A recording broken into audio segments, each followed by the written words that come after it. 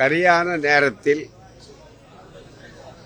தெளிவான முடிவெடுத்து அனைத்து கட்சியும் கூட்டி மிக பெரும்பாலோர் வெற்றிகரமாக ஒருமித்த கருத்தையே இங்கு சொன்னார்கள்.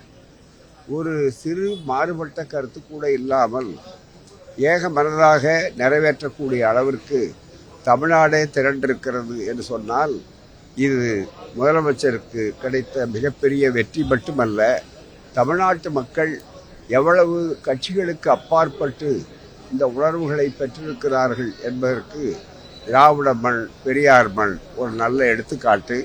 ஆகவேதான் நான் வெளியிலே 1000 எங்களுக்குள் மாறுபாடு இருந்தாலும் அதே நேரத்தில் தமிழ்நாட்டின் நலன் என்று வருகிற போது நாங்கள் அனைவரும் ஒரே குரலில் ஒருமித்துத்தான் எங்களுடைய உரிமைகளை வலியுறுத்துவோம் என்று சொல்லி இது நல்ல உரிமை போர் முழக்கம், வெற்றிகரமான முழக்கம்.